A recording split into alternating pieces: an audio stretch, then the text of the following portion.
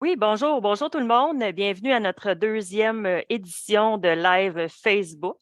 Aujourd'hui, ben, j'ai mes collaborateurs avec moi, ceux que vous connaissez déjà de la première édition. J'ai Marie-Ève Côté qui est coordonnatrice au contenu et j'ai Luc Vigneault qui est coordonnateur de recherche et de formation. Cette semaine, on ajoute notre collègue Richard Langlois qui va surtout, ben, qui va se présenter. Je vous laisse en fait, au niveau technique, si vous avez des commentaires, des questions, vous laissez ça sur le fil Facebook, les commentaires Facebook. Puis, ben, c'est ça. J'espère que vous allez apprécier cette deuxième édition. Donc, je vais laisser la parole à Marie-Ève qui va nous parler du sujet d'aujourd'hui. Alors, bonjour tout le monde. Aujourd'hui, nous allons parler d'un sujet super important quand on parle de la santé Nous allons mentale, c'est le parler d'un sujet de la sujet super stigmatisation. important Donc, quand on il parle y de a la Monsieur santé Le mentale Vigneault avec et lequel Madame Tania Lecomte qui ont fait le lancement d'un livre avec l'aide de plusieurs collaborateurs au sujet des préjugés, de la discrimination et de l'exclusion en santé mentale afin d'en finir avec la stigmatisation. Alors aujourd'hui, M. Richard Langlois animera notre rencontre pour ce midi. Alors, bonjour tout le monde. Merci, Marielle. Regardez, Richard Landlois, c'est un auteur conférencier aussi.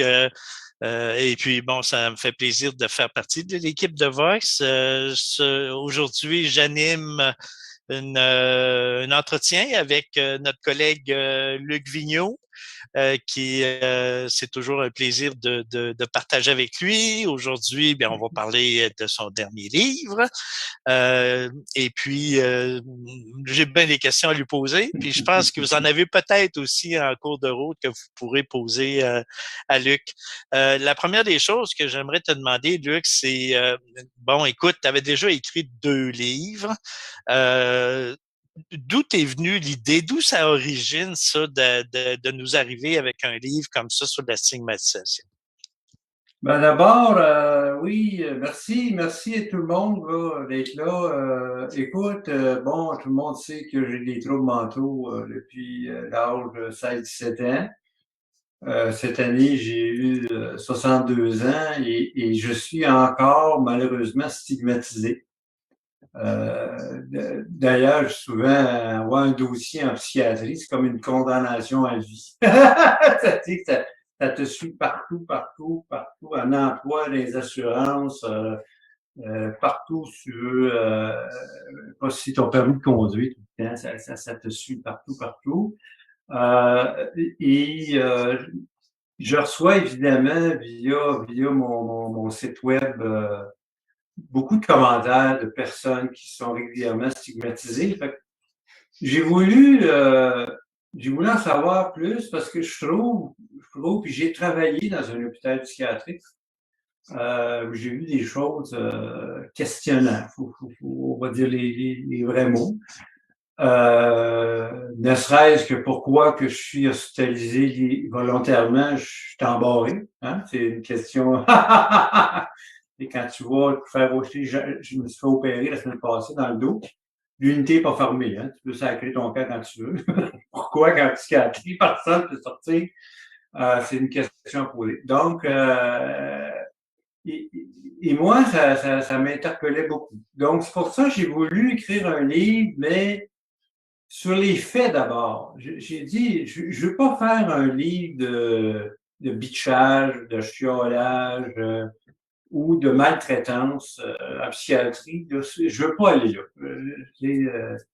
Donc, je voulais vraiment. On va d'abord demander aux scientifiques, c'est quoi l'état de situation? Est-ce que les gens en santé mentale, oui ou non, sont stigmatisés dans différents domaines? Et je vais demander à des gens qui l'ont vécu, est-ce que vous vivez encore là, en 2022 la stigmatisation? Il y a des proches également. Il y a certaines associations aussi. Donc, ça a donné naissance à ce livre-là.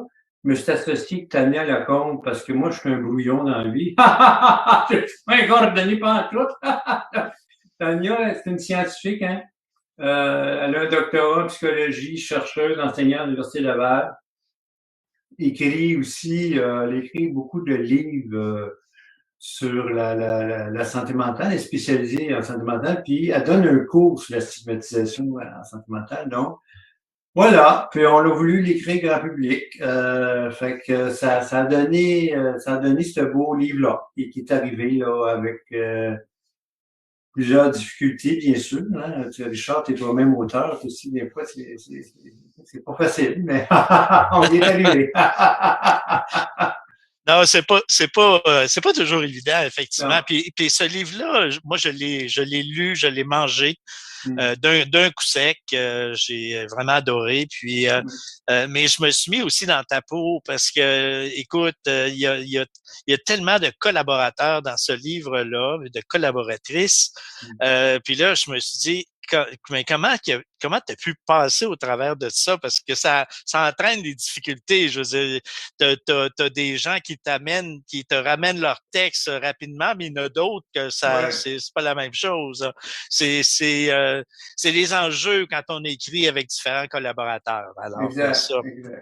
Bon. Ce serait, écoute, j'aimerais ça que tu m'en parles un petit peu de ces collaborateurs-là, parce que, bon, OK, on parle de différents chapitres, mais tu as toutes sortes de monde là-dedans. Alors, est-ce que tu peux nous en parler un petit peu? Oui, écoute, il y a au-delà de 35 collaborateurs et collaboratrices dans ce livre-là. Des gens du Québec, bien sûr. Il y a une personne de l'Illinois, un psychologue américain de l'Illinois, et plusieurs collaborateurs de France, parce que je suis patient appartenant là-bas en France, dans certaines universités et centres de recherche. Donc, ces 35 personnes-là, c'est des gens que je connais, la plupart. Oui, il y en a 3 à l'Université d'Ottawa aussi, là, à Montréal, il ne faut pas les oublier. Donc, je lui ai expliqué ce que je voulais faire. Donc, j'ai demandé à des gens, par exemple, Marie-Hélène Goulet, par exemple, qui est spécialisée dans les mesures coercitives, donc les contentions, isolement. C'est quoi la situation? Où est-ce qu'on en est? Rapidement, on sait que la contention et l'isolement, ça a un effet thérapeutique zéro. Non seulement ça a un effet thérapeutique zéro, mais ça l'induit un traumatisme.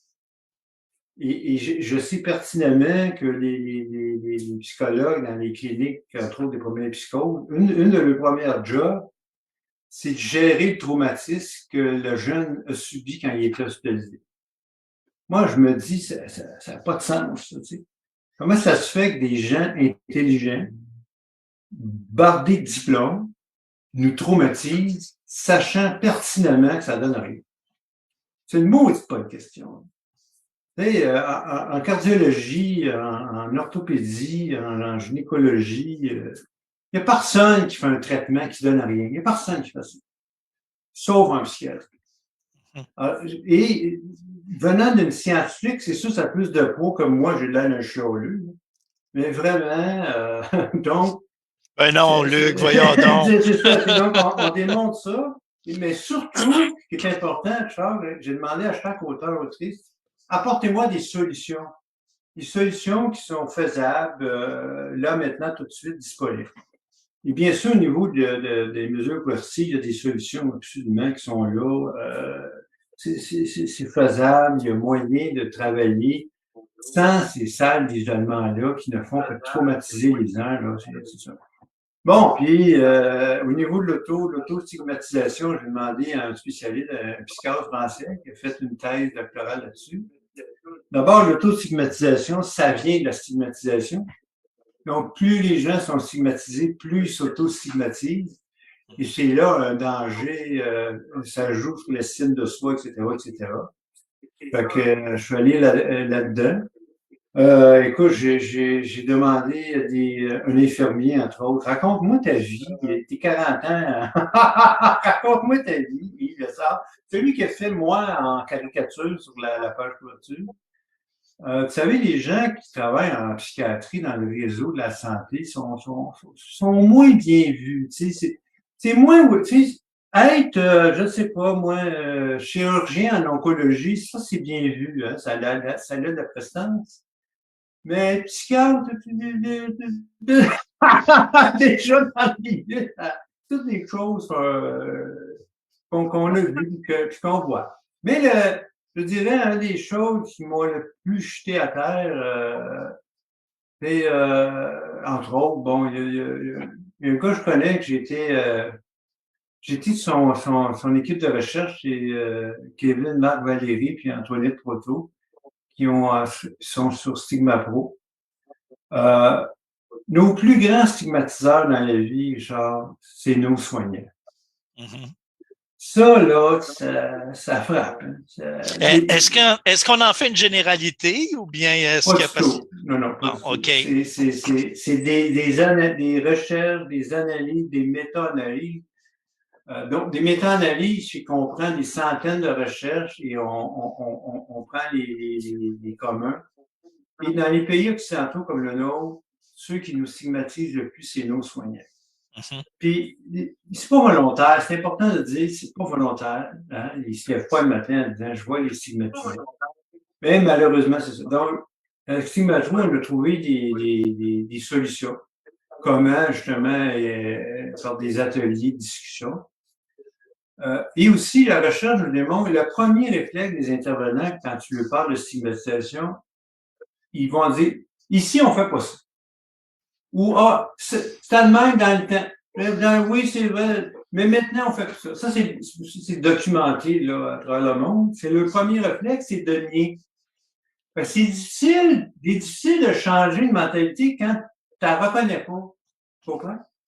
Donc, voilà. Écoute, puis au niveau des études, au niveau du retour au travail, bon, Dieu sait. Comment ça se fait, Jacques, en pénurie de main-d'œuvre, il y a autant de chômage chez les personnes qui ont un diagnostic en psychiatrie? Il est trop grave, là, comme toi et moi. On parle au-dessus de 80% de taux de chômage. Chez les troubles qu'on appelle transitoires, on parle de 55% de chômage. Tu sais, on est prêt à intégrer des personnes immigrantes, c'est bien correct. Hein, on famille les immigrants, leur famille, c'est correct. Mais on ne veut pas de gens qui ont un diagnostic en psychiatrie. Non, c'est ça. C'est un immigrant avec un problème de santé mentale. Et là, c'est pire, le pauvre. Hey boy. Ben voilà, puis je pense que moi, ce que je veux, puis c'est pour ça que j'ai fait le lancement, entre autres, à l'Université Laval, au CIUS de l'Est. Ces gens-là, ils ont dit, oui, c'est vrai, puis nous, on se mettra pas la tête dans le sable. C'est vrai qu'il y a de la stigmatisation. Puis je parlais avec la directrice de la dépendance là, de santé mentale dépendante du CIUS de l'Est. C'est vrai qu'on va s'y attaquer. On va arrêter de dire non, on va s'y attaquer. Et ça me rend de bonne humeur. C'est ça qui me rend heureux, content. Voilà. Puis, ce livre-là, ben, il va être disponible en Europe, puis ici, bien sûr. Rapidement, sur notre psychologue américain, qui est un monsieur qui a des troubles mentaux aussi. Et lui a parti la fierté du rétablissement, qui est copié-collé sur la fierté gay. Donc, ce qu'il propose, c'est faisons une semaine de réjouissance, proclamons notre fierté de s'être établi de ces troubles-là. Puis, parallèlement à ça, faisons des activités de sortie de garde-robe, comme les gays font. C'est-à-dire, on demande aux professionnels de la santé, là, qui ont un diagnostic de psychiatrie, de le dire. Dire, ben moi, by the way, je suis bipolaire, un diagnostic, toutes sortes de choses. Ça va aider à vaincre la stigmatisation. Ben voilà, c'est ça. C'était de l'écrire dans le positif. Pas pointer du doigt, pas dénoncer, mais les faits sont là. Tu sais, moi, j'ai été stigmatisé Emploi Québec, j'ai été stigmatisé à la DPJ. Tu sais que la DPJ refusé à ma femme et à moi une évaluation en bonne et due forme parce qu'on a un dossier en psychiatrie quand on a voulu adopter un enfant. C'est quelque chose. Voilà. C'est ce que je peux te dire là-dessus. Ben, c'est bien. Écoute, Luc, on a de l'écho. Est-ce que, je ne sais pas, on réussit à régler le problème? Ça va? Écoute, Luc, on a avec nous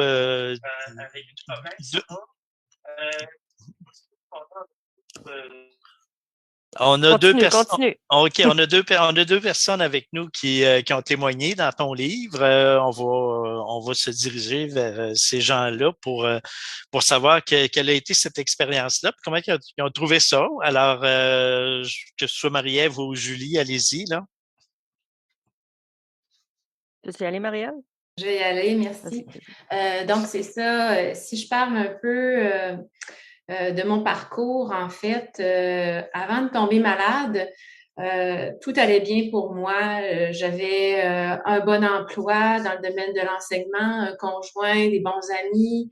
Je faisais du sport. Tout allait bien. Alors, tout coulait très bien. Et puis, du moment où, c'est ça, je suis tombée malade, j'ai fait une psychose. Puis, bon, par la suite, peu de temps après, une dépression.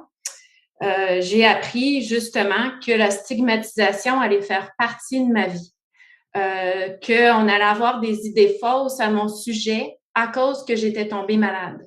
OK. C'est quoi? Est-ce qu'il y avait un indice en particulier qui t'amenait là, Marie-Ève? Est-ce qu'il y avait un comportement particulier de quelqu'un ou?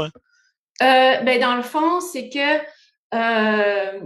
je voyais que les gens pouvaient trouver ça comme dangereux ou de voir, tu sais, justement, est-ce que toi, tu fais des folles dépenses? Est-ce que toi, tu sais, alors là, je voyais que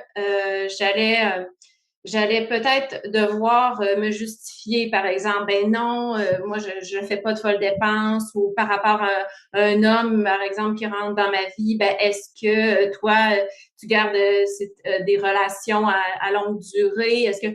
Alors, il y avait beaucoup de questionnements. Puis moi, personnellement, la stigmatisation faisait baisser mon estime de moi, ma confiance, vraiment à ce niveau-là. Puis j'avais l'impression que j'allais devoir plus me battre, ce qu'on verrait pas, par exemple, par quelqu'un qui aurait du diabète ou n'importe quel autre problème de l'ordre de la santé physique. Je voyais que au niveau de la santé mentale, ça touchait différemment les gens, comme si je pouvais être quelqu'un pas une bonne amie, pas une bonne blonde, puis que je devais me justifier par rapport à ça à cause de la stigmatisation. Là. OK. Comme Luc parlait tantôt, qu'on amène, qu'on apporte, c'est-à-dire des solutions dans le livre. Est-ce que toi, tu as apporté des éléments d'espoir? Est-ce qu'il y a des solutions qui sont apparues? Est-ce que tu peux en parler?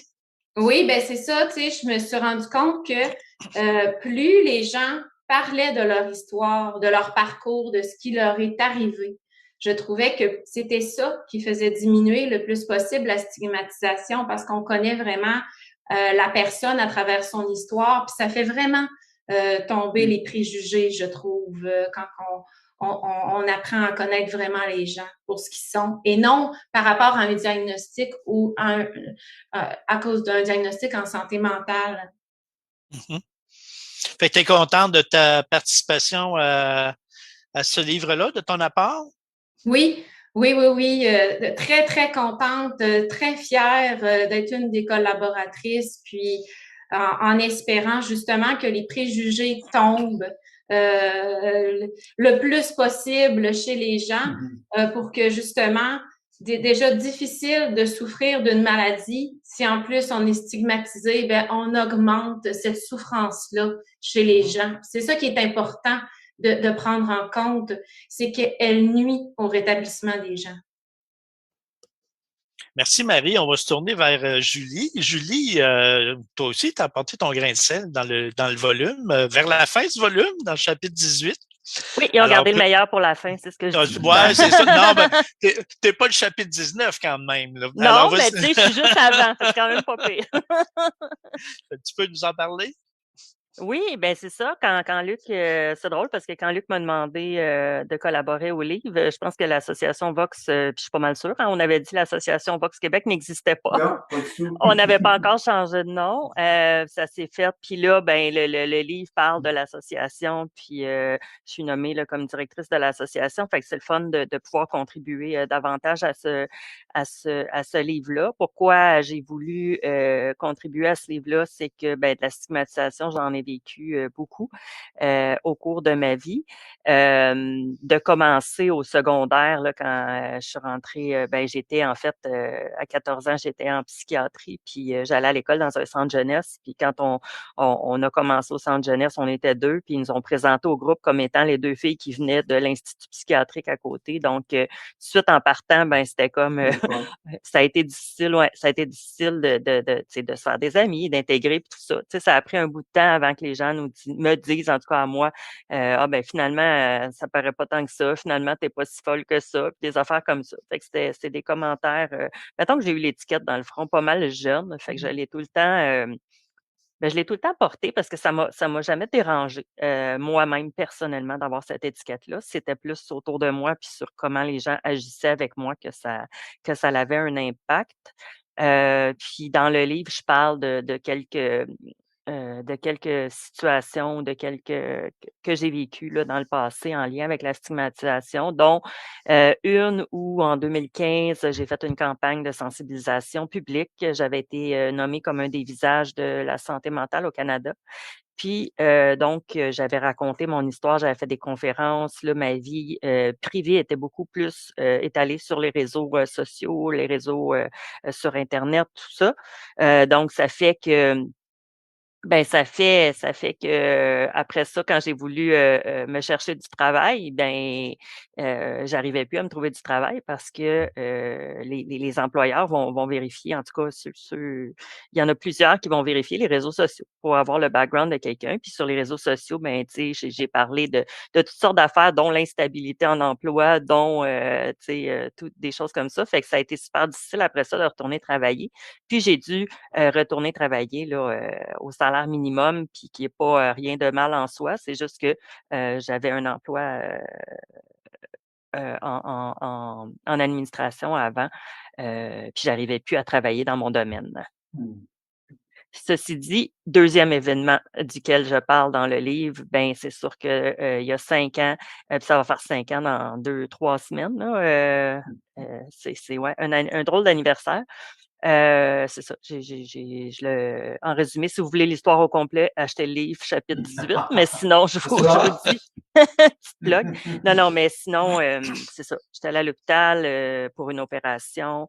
Quand je me suis réveillée, je me sentais pas bien, j'avais mal, j'avais de la misère à respirer, puis on m'a jamais cru. On a tout le temps pensé que c'était, de l'anxiété, que c'était crise de panique, puis on m'a donné, des médicaments, puis on m'a donné des activants, puis on m'a donné des trucs. Hem, Puis, c'est ça, je me suis plaint pendant 4, 5 heures jusqu'à temps que j'appelle mon conjoint à la maison pour lui dire: «Là, faut que tu reviennes parce que sinon ça va pas bien se passer». Je sentais là que ma vie était en danger. Puis effectivement, ma vie était en danger parce qu'à 1h30 du matin, j'ai fait un code bleu parce que j'ai fait une overdose de médicaments. On m'a donné trop de médicaments en pensant, traiter mon anxiété. Puis, c'est ça, quand mon conjoint est arrivé, en tout cas, finalement, le chirurgien est revenu pendant la nuit, puis finalement, ben, c'est ça, j'avais une perforation de mon œsophage, 3 centimètres, un trou de 3 centimètres dans mon œsophage. Donc, j'avais déjà tout mon liquide thoracique, qui est dans mes poumons puis tout ça. Donc, j'étais vraiment, vraiment, vraiment, vraiment en danger. Puis j'ai été transférée à Montréal pour une chirurgie thoracique, majeure. Puis évidemment, évidemment, en tout cas, j'ai développé un post-traumatique avec ça, un trouble post-traumatique en lien avec ça. J'ai plus confiance, j'ai plus confiance en l'hôpital. Puis c'est plate parce que je sais que c'est faut pas généraliser, mais vu que ça m'est arrivé, ben, c'est comme si l'endroit puis tout ça me rappelle cette histoire-là. Donc, c'est super difficile pour moi de faire confiance parce que pour moi, c'est comme une loterie. Quand on va à l'hôpital, ça va dépendre sur qui on va tomber. Est-ce que la personne va être ouverte au niveau de la santé mentale ou pas? Fait que c'est vraiment, c'est ça. C'est à peu près, c'est de ça que je parle dans le livre, Mmh. entre autres. C'est bien. On pourrait s'étendre. Je pense qu'on pourrait bien s'étendre. On a tous des conjoints, conjointes. J'ai envie juste de vous poser la question. Comment est-ce que vos conjoints, conjointes vivent avec cet élément-là?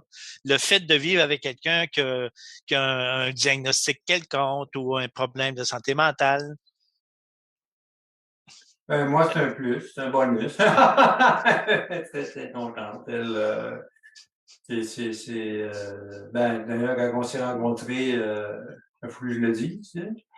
Et puis, ça a fini qu'on s'est mariés civilement, etc. Donc, non, moi, c'est pas. Par contre, c'est sûr que on a des plans à faire, des plans.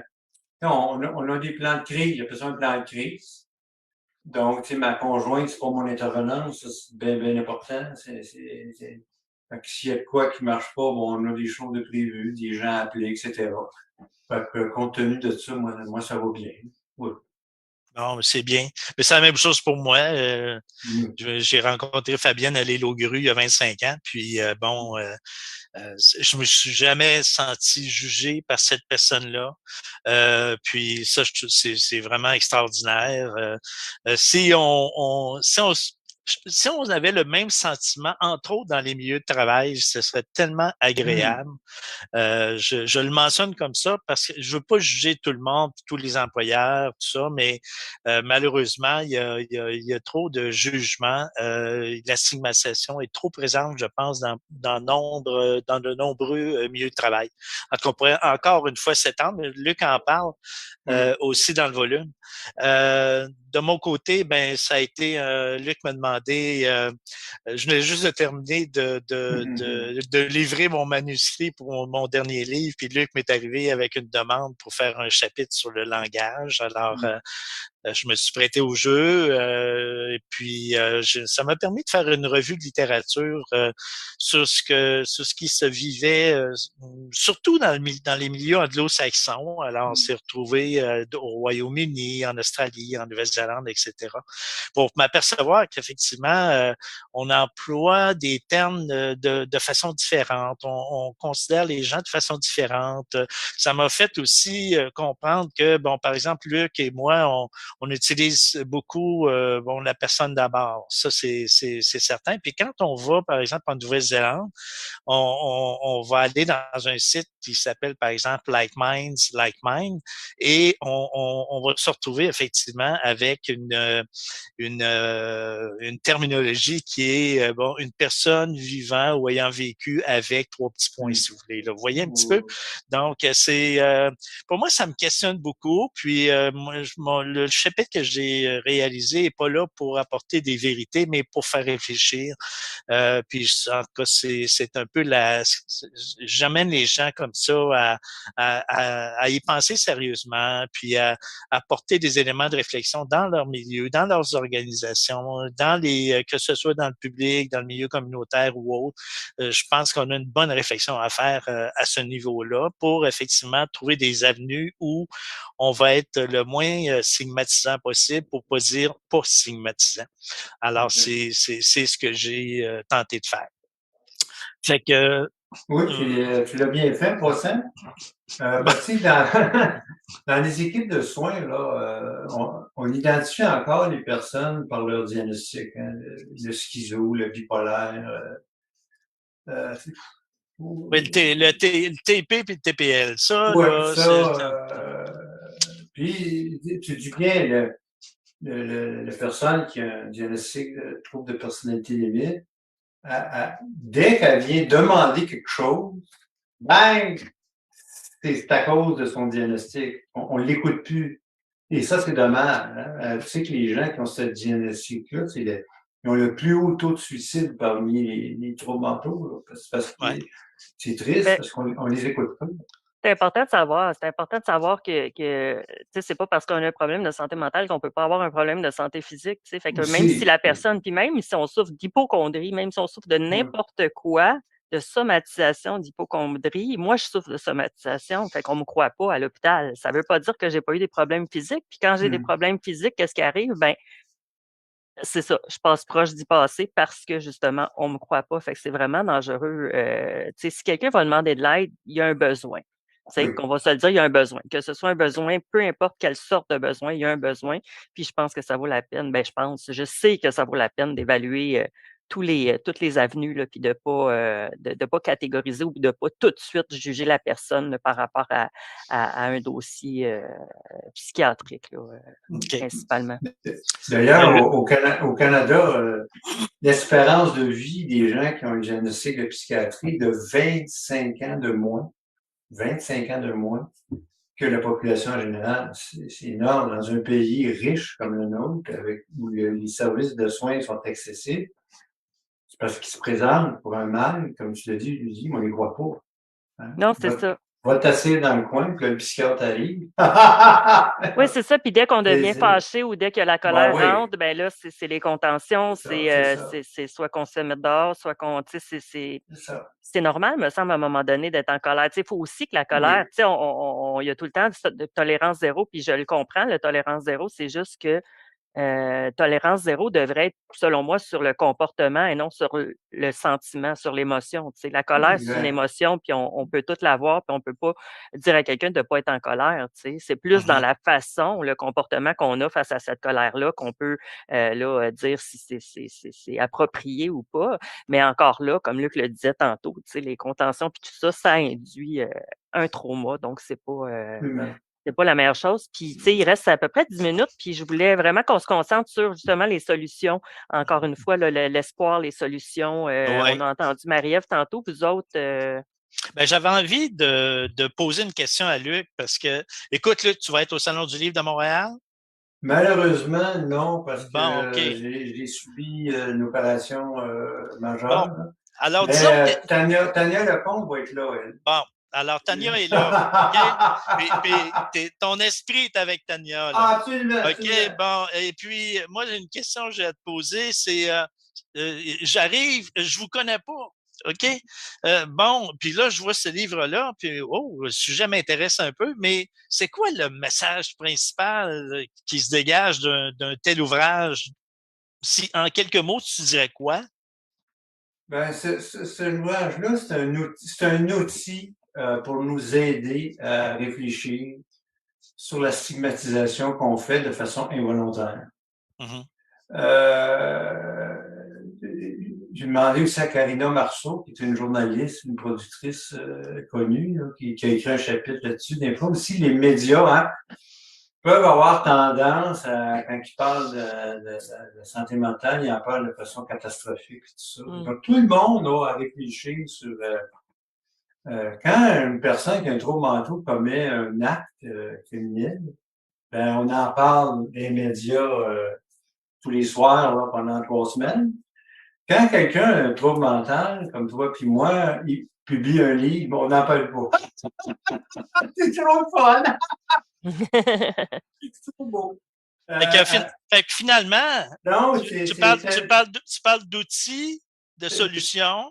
puis dedans, il y a des solutions concrètes, là. C'est sûr que rapidement, on le dit, c'est d'en parler. Plus on va en Ouais. parler, plus les gens vont en parler, ça va aider. Plus on va faire de l'éducation populaire auprès des gens, ça va aider. Mhm. Mais ça prend parallèlement à ça, surtout au niveau des entreprises, au niveau du système de réseau de la santé, ça prend des mesures de coercition contre les réfractaires. Mhm. Tu sais, si on peut faire un parallèle avec ce qui se passe avec les Autochtones dans le milieu hospitalier, ça a pris des mesures coercitives, ça a pris de l'éducation. La santé mentale, c'est la même chose. Là. À un moment donné, il va falloir que le réseau mette son point sur la table, puis qu'il dit, ben là, c'est assez. On s'en va vers la tolérance zéro. Puis il y a des mesures, des choses qui coûtent rien, hein, à coût nul. Mais voilà. Puis ça va aider les gens qui vont vouloir revendiquer des choses. Ben, ce livre-là, il est complet. Il y a tout. Il y a un chapitre, évidemment, sur la pharmacothérapie, les fameuses pilules. Est-ce que les pharmaciens et les pharmaciennes nous stigmatisent? Ben oui. Des fois, ben oui. Est-ce que le fait de consommer des médicaments psychiatriques, ça nous stigmatise? Oui. Donc, tout le monde a réfléchi. Mais, Charles, ce qui est important, ce que je veux surtout pas, c'est que les gens s'empêchent d'aller chercher de l'aide, de peur d'être stigmatisés, parce qu'on sait que 2 tiers des personnes qui ont un trouble mental ne vont pas chercher de l'aide, justement, à cause de la stigmatisation. C'est ça. Mais si je peux continuer, je voulais juste aller dans le chat parce qu'il reste 5 minutes. Dans le chat, il y a Lynn qui dit qu'au niveau de la DPJ et de la santé mentale, beaucoup de stigmatisation. Il aurait intérêt à recevoir de l'information, sensibilisation, fait que de faire de l'information, sensibilisation dans le milieu spécifiquement de la DPJ. Mieux vaut être seul que mal accompagné, Luc J. Oui, effectivement. Oui, effectivement. Lynn, encore se faire soigner est très difficile, physique, problématique santé mentale, oui, un petit peu comme on l'a dit, tout ça. Puis moi, je voulais ajouter dans les solutions par rapport à ça, moi, tu sais, je parlais de mon trauma au niveau hospitalier. Bon, ben, solution par rapport à ça, parce que je sais qu'il y a beaucoup de gens qui vivent le même principe, la même chose. Être accompagné, essayer d'être accompagné. Pendant COVID, ça a été difficile, mais là, on peut. Le fait d'être accompagné, d'avoir quelqu'un avec soi, ben, ça va faciliter, j'ai l'impression d'être crue, puis d'être mieux traitée quand il y a quelqu'un avec moi que quand je suis seule avec le médecin ou quand je suis seule à parler de mes problèmes. Puis sinon, au niveau, ben, tu sais, de s'en parler, de pas garder ça pour soi, d'en parler, de faire un peu comme on fait là, les témoignages, puis d'écrire les ouvrages comme Luc a fait, puis tout ça. Le plus on va en parler, le plus on va se rendre compte qu'on est plusieurs dans la même situation, puis qu'on n'a pas besoin de garder ça secret. Puis je voulais vous dire que dans le chat, il va y avoir un sondage, un lien vers un sondage en lien avec la stigmatisation, là, qui est pas mal le sujet. C'est le sujet du livre et c'est le sujet de notre Facebook aujourd'hui. Fait qu'il va y avoir un sondage pour ceux qui voudraient répondre à 3-4 questions sur si vous avez vécu la stigmatisation, comment vous l'avez vécu, puis si vous avez des solutions, des choses à proposer. Fait que vous verrez le lien, j'imagine qu'il est, j'espère, dans les commentaires, je pense, Facebook. Voilà pour moi. Marie-Ève, je ne sais pas si tu avais quelque chose à ajouter. Bien, dans le fond, moi, je suis très, très contente du lancement de ce livre-là, vraiment de Monsieur Louis Vigneault et de Madame Tania Lecomte, parce que c'est un grand pas vraiment dans le monde de la santé mentale. Question, Tania au Salon du Livre. Est-ce que Tania va être au Salon du Livre les 2 jours? Est-ce que tu sais ça, Luc? Je crois que c'est dimanche, mais écoute, sur les réseaux sociaux de Vox et de tout le monde, on fera suivre l'information dès que ça va être officiel. Oui, absolument aussi sur le site du Salon du Livre, vous allez avoir toute la programmation. Oui. Normalement, vous devriez avoir cette information-là aussi. C'est exact, exact. Ouais. On pourrait mettre, je ne sais pas, en tout cas, éventuellement le lien vers le Salon du Livre, justement, aussi, là, vers le site du Salon du Livre. Oui, effectivement. Dans le chat. Parce qu'il y a plusieurs auteurs dans la santé mentale qui vont être présents cette année. Donc, effectivement. Oui. Est-ce que quelqu'un qui a quelque chose à ajouter? Il reste 2-3 minutes. Un qualificatif, Luc? Un mot? mot? Vraiment, je suis vraiment heureux et content que tout le monde ait collaboré, ait participé, puis que enfin la stigmatisation est reconnue, je dirais. Donc, ne vous gênez pas. Si vous voulez vous le procurer ou partout, partout chez la maison d'édition, dans toutes les bonnes librairies, comme on dit, en magasin ou en ligne. Oui, voilà. C'est ça. À propos de la maison d'édition, ce sont les éditions Performance. Voilà. Alors, vous pouvez commander directement là-bas. Oui, donc merci. Je te laisse 1 minute, Richard, et je vais prendre la fin après. C'est beau. Alors, c'est un sujet très, très chaud, comme on a pu le sentir aujourd'hui. Je voudrais aussi mentionner le fait qu'il n'y a pas juste des expériences catastrophes. Tranquillement, pas vite, il y a aussi des belles expériences, là. Et puis, il y a des milieux qui se prennent en main. Et je pense qu'un livre comme celui-là va aider justement à faire en sorte qu'on soit davantage sensibilisé et qu'on pose des actions positives dans ce sens-là. Oui, donc, merci à tout le monde. Merci à tout le monde d'avoir été à l'écoute de notre deuxième live Facebook. Il va en avoir un en décembre. On va vous confirmer la date quand on va l'avoir déterminé. Ça risque d'être le même, ça devrait être un jeudi midi encore là, au début du mois de décembre. Le sujet serait l'espoir. C'est vraiment l'espoir tu sais, en temps de tu sais, les fêtes qui s'en viennent, beaucoup de solitude, beaucoup de souffrance. On veut apporter un brin d'espoir et de bienveillance et tout ça envers tout le monde. Puis, ce que je voulais dire aussi, si vous avez tu sais, le type de livre que Luc avec les collaborateurs, tout ça, si vous avez des textes, des livres, des expériences que vous voulez partager, n'hésitez pas à nous en faire part. Que ce soit là, par courriel, là, via notre site web, etc. Puis sinon, vite, gars, il reste 1 minute de la fin. Tu disais, Richard, qu'il y a des expériences positives. En fait, moi, j'ai déjà accompagné une jeune à l'hôpital, je vais le nommer, l'hôpital Pierre-Boucher à Longueuil. Oui. J'ai accompagné une jeune qui avait une problématique. Le fait que j'étais là a fait que la personne n'a pas eu à être attachée, puis tout ça, etc. Puis, là, elle était à l'urgence, puis moi, je suis allée manger. Puis pendant que je suis allée manger, il y a eu une crise de cette personne-là. Puis, ce qu'ils ont fait, tu sais, ils ont appelé à l'intercom. À l'intercom, ils ont demandé à la personne qui accompagne cette personne-là de venir pour un code blanc. Puis j'ai trouvé ça, sachant que j'étais une intervenante, que j'étais comme père aidante. Fait qu'ils m'ont appelé à l'intercom, puis je suis allée. L'équipe était là pour le code blanc, mais j'ai pu briser la crise juste en lui Bravo. parlant.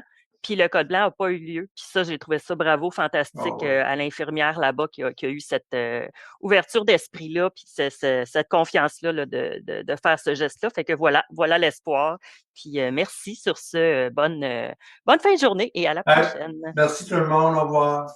Merci.